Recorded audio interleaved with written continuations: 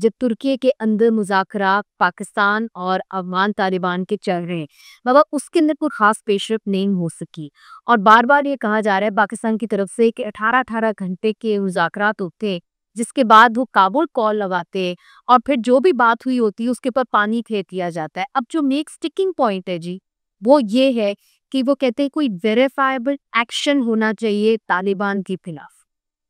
اب آپ تو بخوبی افغانستان کو اچھی طریقے سے جانتے ہیں، آپ ماضی میں مذاکرات پہ اتفاق کر چکے ہیں اشرف غنی کی حکومت کے ساتھ، کارزائی کی حکومت کے ساتھ۔ انس حقانی جو سراج الدین حقانی کے بھائی ہیں وہ اس وقت کا حصہ ہیں۔ آپ انٹیریئر منسٹر تھے جب ہمارے اوپر یہ تہمتیں لگائی جاتی تھی کہ جی حقانی نیٹ ورک کو ہم نے پناہ دی ہے۔ اتنے سال ہم نے حقانی نیٹ ورک کو پالا اور آج ان کے بھائی جو نے وہ پاکستان کا جو موقف ہے یا پاکستان کا کی پوزیشن ہے اس کو ایکسیپٹ کروانے میں ناکامیاب کیسے ہیں؟ بہت بہت شکریہ نیشن۔ پہلے تو یہ ہے کہ ہمیں کوئی توقع نہیں تھی ان مذاکرات تو ٹیم بھیجی ہے اور ان کے پاس اختیار تو نہیں ہے۔ انس کو میں جانتا ہوں، وہ خود اپنا فیصلہ نہیں، وہ وہاں پر فیصلہ نہیں کر سکتے۔ ہر بھی چیز جا کے ایک ہی شخص ہے جو کہ فیصلہ کر سکتا ہے، اخنزادہ جو قندھار میں ہے ہیبت اللہ، جی۔ وہی فیصلہ کر سکتے ہیں اور کوئی نہیں کر سکتا۔ سراج الدین حقانی کی یہ منسٹر ہے، انٹیریئر منسٹر ہے لیکن اس کے وہ اختیارات نہیں ہیں جو کہ ہم سمجھتے ہیں، بلکہ اس کے نیچے جو نائب لگائے گئے ہیں وہ سب قندھار سے آئے ہوئے ہیں، بلکہ ان کے پروونس میں بھی قندھار سے گورنر لگایا گیا ہے۔ لیکن ہمیں مجبوری، بہت سے ان میں سے ایسے ہیں شخصیات ہیں جو کہ تعلیم اور خواتین کی تعلیم کو بھی حمایت کرتے ہیں، لیکن وہی ہے عبدالزادہ ہیبت اللہ ملا جو ہے وہ نہیں چھوڑتا۔ تو اس میں ابھی آئی تھنک جو کچھ ہو رہا ہے اس میں اپنا استنبول میں، وہ تو ٹائم گین کر رہے ہیں اور سمجھتے ہیں کہ بڑی مذاکرات ہونی چاہیے۔ اس میں بھی ترکی اور قطر نے بھی ایک کردار ادا کیا ہے۔ اس سے پہلے اگر آپ دیکھیں تو چائنا نے شروع کیا، انہوں نے دونوں فارن منسٹرز کو بیجنگ میں بلایا، پھر اس کے بعد وہ آئے افغانستان میں کابل میں۔ مگر آپ نے کہا کہ ٹائم گین کر رہے ہیں، کیوں ٹائم گین کر رہے ہیں؟ ان کا کیا مقصد ہے؟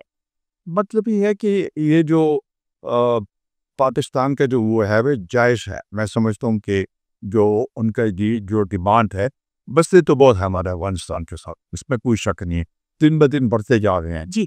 لیکن یہ مسئلہ تو ایسے ہے کہ اس سے تو ہم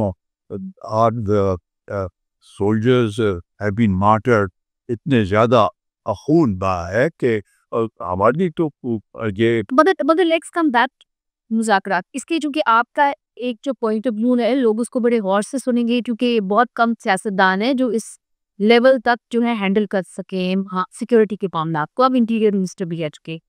دا پوائنٹ از کہ کیا جو اخنزادہ ہیں ہیبت اللہ، ان کے ساتھ ہمارے تعلقات کبھی اچھے نہیں تھے جس کی وجہ سے وہ طالبان جو ہیں کپرا رہے ہیں کچھ بھی لکھ کے دینے سے ہوں؟ دیکھیں، ہیبت اللہ کہا تھا جب امریکہ وہاں پر تھے، تو ہیبت اللہ کہا تھا جو آپ نے پہلے بات کی ہے، تو وہ بھی تو یہیں پر تھا، قریب اور تو نہیں تھا، تو ان پاکستان میں تھا۔ بیسیکلی تو آتا جاتا رہتا تھا، لیکن یہ سپورٹ تو اس لحاظ سے تھی۔ دیکھیے یہ حکومت طالبان کی اور پچھلی اس کا فرق ایک واضح یہ ہے، اس وقت جو دہشت گردی تھی جو تھا وہ انٹرنل معاملہ تھا زیادہ، اور اب تو ایک سارے وہاں پر چلے گئے ہیں افغانستان میں، تو وہ جو تھے جو حافظ گلبادر کا جو گروپ ہے وہ بھی ادھر افغانستان میں ہے۔ ان لوگوں نے تو ایک تو امریکہ کے خلاف طالبان افغانستان کی ایک کا ساتھ کیا، انٹیلیجنس کی، ان کے بھیٹ کیا. تو اس لحاظ سے یہ ایک مشکل فیصلہ ہے ان کے لیے کہ کس طریقے سے یہ وہ ان کو وہاں سے وہ کرے. پاکستان تو کہتا ہے کہ تو اس لحاظ سے دی ہے کہ جی ان کو کنٹرول کریں جی اور کراس بارڈر موومنٹ نہ ہو. جی اور یہ ہے کہ اگر وہ مانیٹرنگ سسٹم ایک بنایا جائے اس پہ بھی وہ راضی نہیں ہے. تو